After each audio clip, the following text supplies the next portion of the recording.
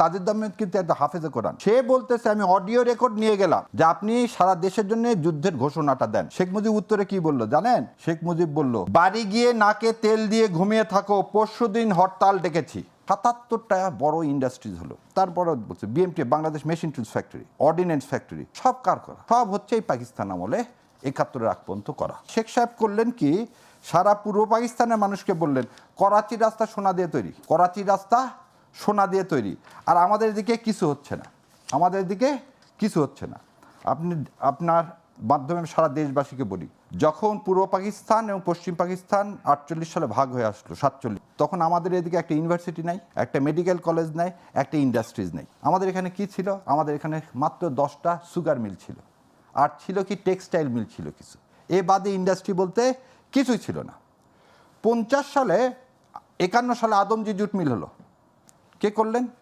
51 সালে প্লাটিনাম খুলনা অঞ্চলে 12টা jute mill হলো, ক্যাডেট কলেজ হলো 7টা, ইউনিভার্সিটি হলো 7টা, ইঞ্জিনিয়ারিং কলেজ হলো 7টা, তারপর আপনি medical college, sugar mill, tobacco, total হচ্ছে ৭৭টা বড় ইন্ডাস্ট্রিজ হলো। তারপরে বলছে BMT, Bangladesh machine tools factory, ordnance factory, সব কার করা?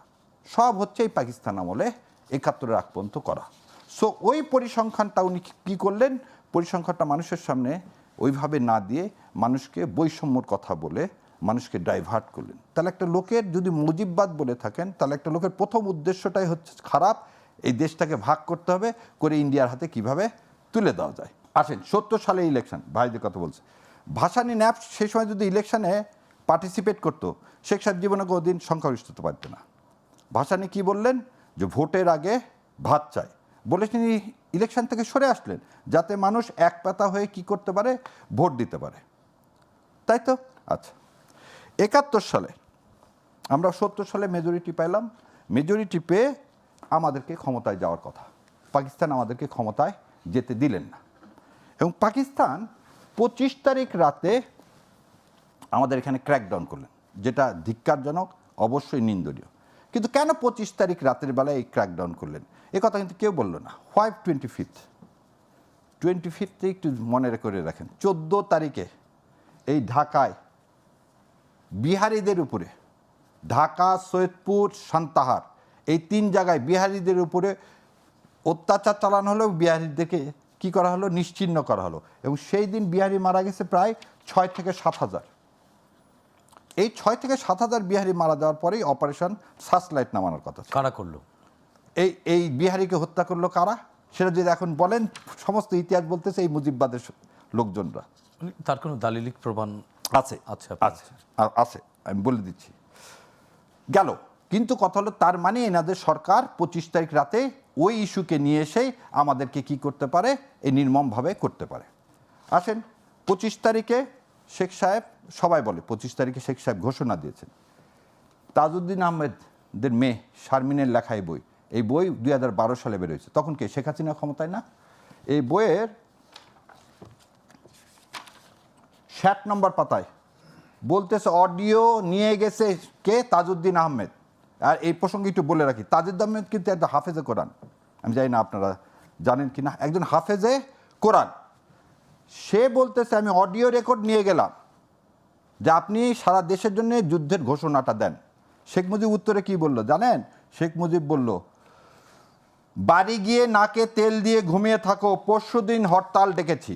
এই স্টেটমেন্ট যদি ভুল হতো, তাহলে শেখ হাসিনার সময় তো এই বই প্রিন্টেড, এই বই বাজেয়াপ্ত হতে পারতো। ককটেল ফাটালে 25,000 টাকা, আর যদি চিৎকার করে ফেসবুকে একটু দিই তাহলে 5,000 টাকা। এস আলমের টাকা সব আছে ইন্ডিয়াতে, আর ইন্ডিয়া এটা বর্ডার দিয়ে আমার এখানে পাঠাচ্ছে। এই টাকা যতক্ষণ আসতে থাকবে, সেজন্য শোনেন, এই রায়ে আমি খুব একটা খুশি না। কেন খুশি না বলতেছি, এই রায় উচিত ছিল যতগুলো এমপি, মন্ত্রী, শেখ হাসিনার যত স্থাবর অস্থাবর সম্পত্তি, আওয়ামী লীগের বঙ্গবন্ধু এভিনিউর সম্পত্তি, এই সমস্ত সম্পত্তি বাজেয়াপ্ত করে বিক্রি করে এই জুলাই যোদ্ধা যারা মৃত আহত হয়েছে তাদের মধ্যে ডিস্ট্রিবিউশন করে দেওয়া উচিত ছিল। এই পুলিশের আইজি, তাকে 5 বছর জেল, ভালো কথা, তারও তো সম্পদ আছে। যেসব পুলিশের বড় বড় কর্মকর্তা অভিযুক্ত 2 জনের সম্পদ বাজেয়াপ্ত করে জুলাই যারা আহত তাদেরকে দিয়ে দিতে পারতো না, তাদের পুনর্বাসনের খরচ করার এক ধরনের সুপারিশ আছে। আপনি তো অ্যাটাচমেন্ট নিতে পারতেন। আমার কথা খালি 2 জন আছে কেন? এটা তো পুরো একটা। সবার তো বিচার শেষ হয়নি না না, সবার বিচারের কথা আমি বলতেছি না, আমি বলতেছি যারা এটা আমার মতামত আপনি ছিল। বলতে চাচ্ছেন যে সবার এট এ টাইম আওয়ামী লীগের, আবার আপনি বলতেছেন আওয়ামী লীগের সম্পদ, মানে আওয়ামী লীগ দেশ থেকে আওয়ামী লীগ গেছে, মানে রাজনৈতিক দল হিসেবে আওয়ামী লীগের বিচার হওয়া হ্যাঁ। উচিত এখানে ছিল। আরেকটা জিনিস বলি, কিছু অপসাংবাদিকতা আছে যারা সবসময় চেষ্টা করতেছে বলতে যে হাসিনা চলে গেছে।